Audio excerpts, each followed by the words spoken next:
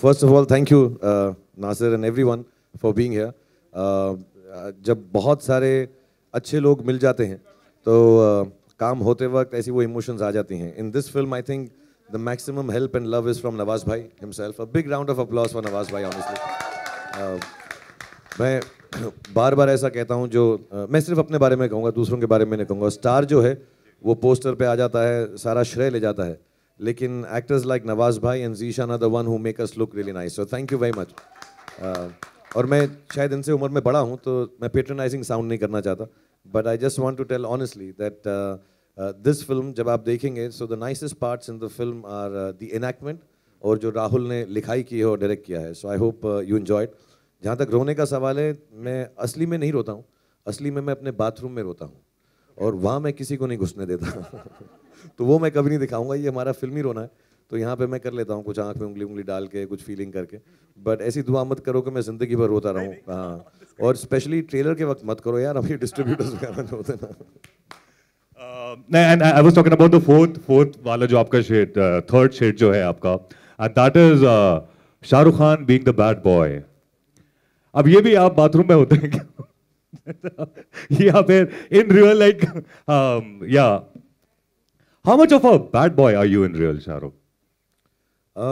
मैं बदतमीज और घटिया नहीं हूँ और छिचोरा भी नहीं हूँ, लेकिन I am a very bad boy यार. I am an extremely bad boy. मैं ज़्यादा रूल्स में मानता नहीं हूँ. मैं अजीब चीज़ें भी कर देता हूँ, कह भी देता हूँ. And I am very very proud to say कि मैंने अपने बच्चों को भी यही बताया है. मैं पहले भी बोल चुका हूँ, normal is lifeless. You have to be a little mad, and when you are a little mad you are a little bad too. And I'm extremely bad here. I'm an extremely bad boy, but my dimples save me. And I think women they love bad boys, especially in the case of Shahrukh. Where are the girls? मैं वो bad boy हूँ जो शरीफ लगता हूँ, तो लड़कियाँ जो है मुझे माँ के पास भी ले जा सकती हैं, बट मैं हूँ बहुत गंदा हूँ. यार वो जो पहला वाला रोमांटिक है ना, उसमें कवर हो गया वो वाला. बट नवाज भाई, this is the first time आप शाहरुख खान के साथ काम कर रहे हैं इस मूवी के अंदर. जरा बताइए, how was it working with Shahrukh Khan? आप तो मतलब जब एक्टिंग की बात होती है नवाज भाई, तो मतलब एक्टिंग तो ऐसे घोट के पी रखी है आपने. मतलब आप थिएटर की बात हो या कुछ भी बात हो, you are so amazing, you have always been amazing. Shahrukh के साथ आपने काम किया, how was your experience? Public जानना चाहेगी कि कैसा लगा, कैसा है. एक्चुअली अगर ये कैरेक्टर क्लिक होता है तो बिकॉज ऑफ शाहरुख भाई, क्योंकि डे वन से इन्होंने बोल दिया था कि मैं आपके कैरेक्टर को रेस्पेक्ट दूंगा, और हर सीन में वो रेस्पेक्ट मुझे जब भी हम सीन करते थे, क्योंकि कैरेक्टर का स्टेटस ऐसा है चूँकि इस फिल्म में, तो जब भी हम लोग सीन करते थे उस सीन में मुझे फील होती थी वो respect.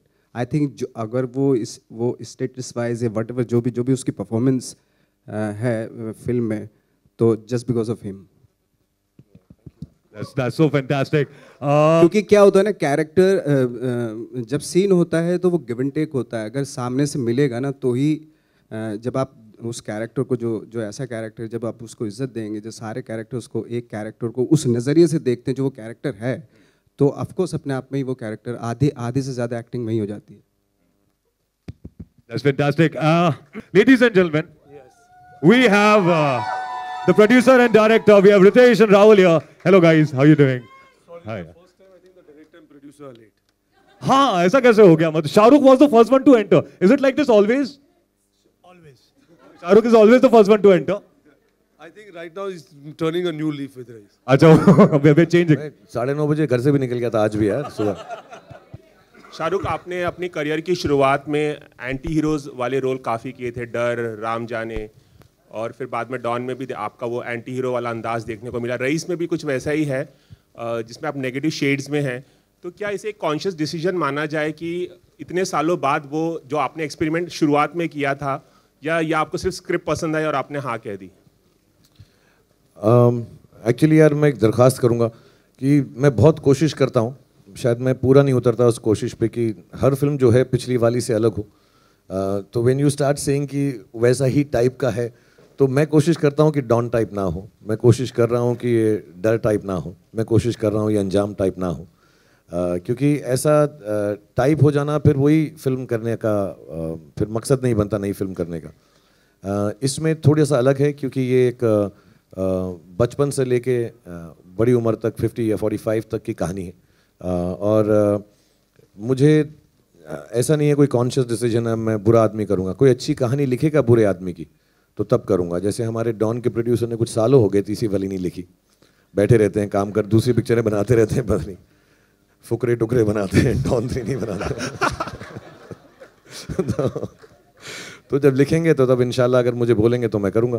But having said that I think Rahul ने जो ये और इनके जो राइटर्स हैं उन दोनों ने मिलकर ये जो एक एक्सपेंस लिखा है, तो इसमें ऑब्वियसली मुझे बिलीव है कि बुरा आदमी को जस्टिफाई नहीं करना चाहिए एज अ कैरेक्टर, कि मैं शाहरुख खान हूँ, रोमांटिक रोल करता हूँ, फैमिलीज पसंद करती हैं तो अच्छा ही रखते हैं इसमें, ऐसा कुछ भी नहीं होना चाहिए। कैरेक्टर है, मैं नहीं हूँ वैसा। सो आई थिंक ये कहानी में एक्सपेंस ऐसा है कि कहीं ना कहीं पर उसकी जो बुराई है वो 100%, बट ऑल्सो एक अच्छा दिल है। रईस का मतलब ही ये होता है, रईस का मतलब अमीर नहीं होता, रईस का मतलब होता है बेनेवलेंट। और हम कोई गलत काम करें तो उसकी रिस्पॉन्सिबिलिटी लेना सबसे बड़ी बात होती है। So I like this whole idea. अभी ट्रेलर के अंदर बहुत तामझाम है, झगड़ा है, फाइटिंग है, वो सब है, लेकिन इसमें एक बहुत अच्छा फ़लसफ़ा है कि हम जिंदगी के किसी भी मुकाम पर हों, जगह पर हों, as long as we are able to take responsibility for our action, खुदा हमें ज़रूर माफ़ कर देगा। भगवान जो है हमें कहेगा ठीक है यार गलती हो गई, मैं तुम्हें छोड़ देता हूँ। सो आई थिंक दैट फ़लसफ़ा मुझे बहुत अच्छा लगा इस फिल्म का। एंड ऑफ कोर्स इसमें कोई जस्टिफिकेशन नहीं, मैं बुरा आदमी हूँ फिल्म में और हूँ और रहूँगा। शाहरुख, एक सवाल और कि पहले ये फिल्म 26 जनवरी को रिलीज़ होने वाली थी, मीडिया में खबरें आई, फिर काबिल भी 26 को रिलीज़ होने वाली थी, वो भी प्रीपोन हो गई, और रईस भी प्रीपोन एक दिन के लिए प्रीपोन हो गई, 25 को रिलीज़ है। तो इस डिसीजन के बारे में बताइए। एक्चुअली हमने बहुत पहले डिसाइड कर लिया था, बिकॉज पहले दोनों फिल्में 26 को आ रही थी, तो आई थिंक हमने अपना डिस्कशन वहाँ ख़त्म कर लिया था कि जहाँ पर हमें मालूम पड़ गया कि दोनों फिल्में साथ में आ रही हैं। So we had decided with our exhibitors and distributors कि हम 25 को आ जाएंगे। एंड आई थिंक काबिल अब शाम के शोज़ में आ रही है, we will come in the regular shows. So ऐसा कुछ तकलीफ की बात नहीं है कि उनके बाद डिसाइड किया, उन्होंने पहले डिसाइड किया। आई थिंक ये लॉजिकल डिसीजन है। 26 को छुट्टी है, उससे पहले अगर हम थोड़ा सा फ़ायदा ले लें इवनिंग शोज़ का या डे शोज़ का, so we will come in the morning. And like you said, media reports में यार बहुत चीज़ें आती हैं।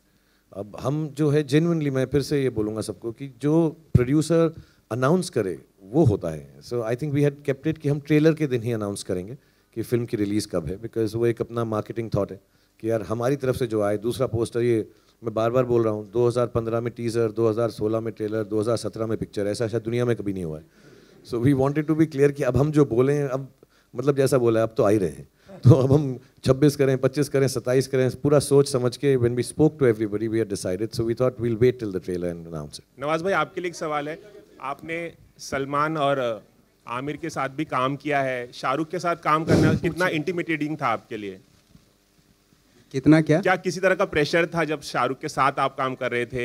आपने सलमान आमिर के साथ काम किया है। ऑफकोर्स जब मैं काम करने से पहले थोड़ा सा ऑफकोर्स मैं घबराया हुआ था, लेकिन जब सीन करने गए तो फिर ऐसा लगने लगा जैसे हाँ, जैसे हम लोग एक्टर्स काम करते हैं, जो थिएटर में भी करते थे, तो उस तरह की केमिस्ट्री डेवलप होने लगी। Shahrukh sir, you know, here on your left, on your left. Side. Yeah. So basically, you know, Rahul sir is known for a different kind of cinema, but Rais has all the ingredients of a blockbuster. It has got action, romance, and everything. How did that blending come in place? Did you suggest it to be a little more commercial, and was it his idea? No, I think Rahul ने रितेश और फरहान से बात की थी, and Ritesh and Farhan as producers and as creative producers, I think उनके दिमाग में ये बात और राहुल के साथ में आई थी कि you know it's a mix of both the worlds. ये सिर्फ ऐसा नहीं है कि राहुल डिफरेंट पिक्चर बनाते हैं तो ये उसी जोन की है। आई थिंक इन्होंने जब वो सुना, they realise it, and Rahul himself had made it like that कि उसको एकदम over the top in your face commercial film नहीं बनाएंगे। मैंने जैसे बोला, बहुत सुलझी हुई बातें हैं इस फिल्म के अंदर, कैरेक्टराइजेशंस बहुत स्ट्रॉन्ग है, लाइन्स बहुत स्ट्रॉन्ग है, स्टोरी थॉट बहुत स्ट्रॉन्ग है, फलसफा बहुत स्ट्रॉन्ग है। सो ऑल दैट फिल्म में आएगा और आई थिंक वो पिक्चर को बहुत बॉडी देगा, it will give it body and soul actually.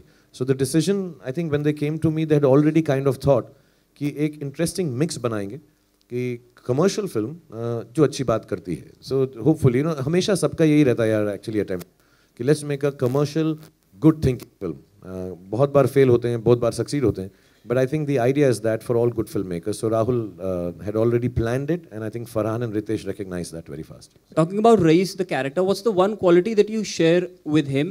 And do you bring some of your own personal quirks to a character, or do some of their characteristics seep into your personality by the time you're done with the film? सब actors यार वही करते हैं जो अपनी ज़िंदगी के experiences होते हैं।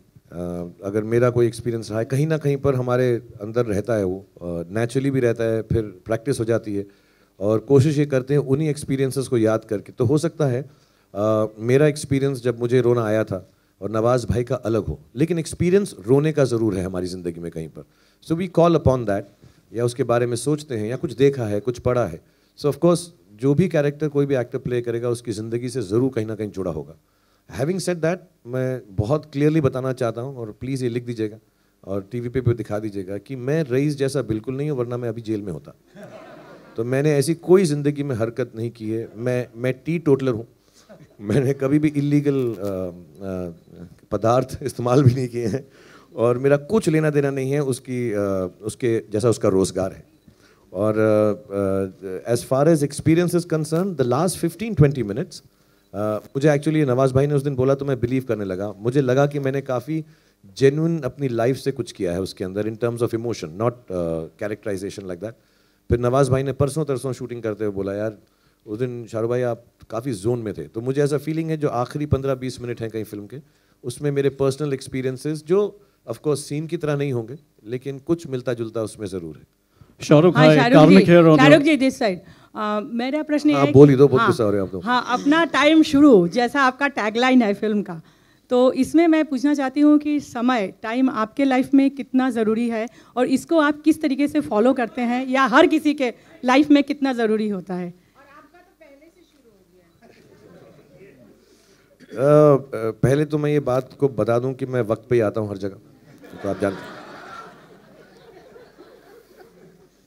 इतना तो मत हंसो यार। थोड़ी मेरी आंख की शर्म तो रख लो। मुंह पे हंस रहे हो सबके साथ।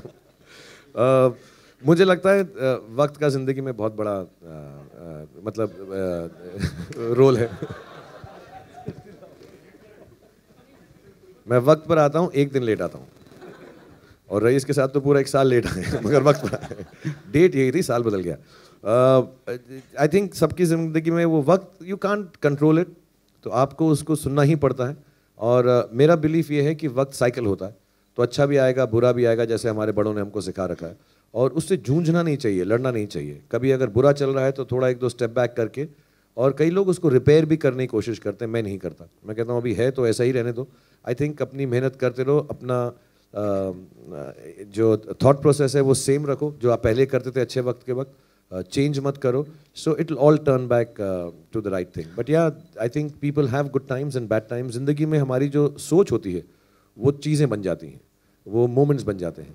तो हमारी सोचें जब ख़राब होती हैं तो ख़राब चीज़ें होती हैं, जब अच्छी होती है तो अच्छी मैं इसमें बहुत मानता हूँ। So if you keep your self thinking positive, I think वक्त अच्छा ही चलता है। सर, मेरा क्वेश्चन शाह सर के लिए है। शाह सर,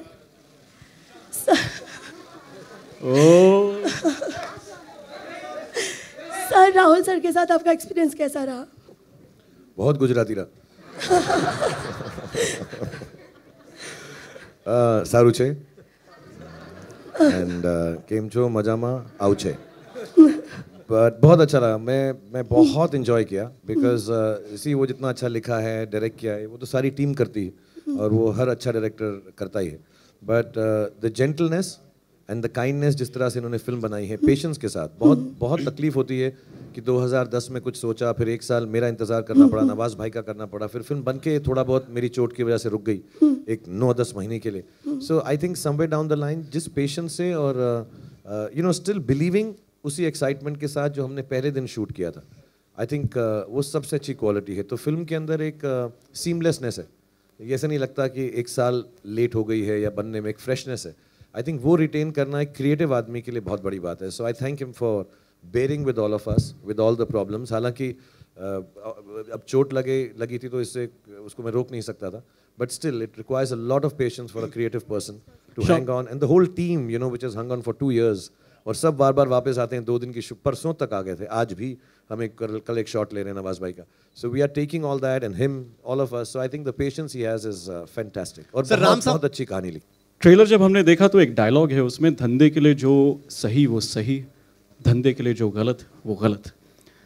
28 साल के करियर में आपने ये कितना फॉलो किया है in your real life as far as Bollywood is concerned? Execution जब हो रहा होता है जैसे मैं अपना एग्जांपल दूं क्योंकि तुमने मेंशन किया कि मेरी अगर सर्जरी हो गई और डॉक्टर ने मुझे 6 हफ्ते के लिए कहा है मत जाओ सेट पे, मैं 6 दिन बाद पहुंच गया था शूटिंग ख़त्म करने के लिए, क्योंकि धंधे के लिए जो सही वो सही, धंधे के लिए जो गलत वो गलत. But having said that, any other aspect of business, anything which is anything hurtful और रॉन्ग और अंडरहैंड और अनएथिकल, मैं हमेशा सैक्रिफाइस कर दूंगा इन टर्म्स ऑफ लाइफ, कि हम कोई भी ऐसी चीज़ नहीं कर सकते जस्ट बिकॉज धंधे के लिए सही है.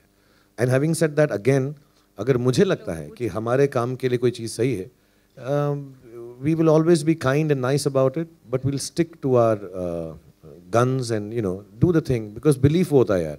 तो it's not about धंधा, it is about belief. तो मैंने धंधा कभी धंधे की तरह किया नहीं. As an actor, I think हम सबको एक्टिंग को धंधा समझना ही नहीं चाहिए. We should just think of it as a feeling and it's a very giving profession.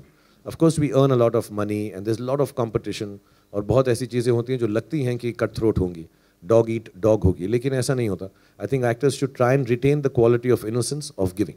Shah Rukh, reports were also floating in 2015 when it was announced that you're the second richest actor in the world. Immediately after that, you announced Raees. मैं अभी बता, rice का मतलब actually benevolent होता है यार, is giving.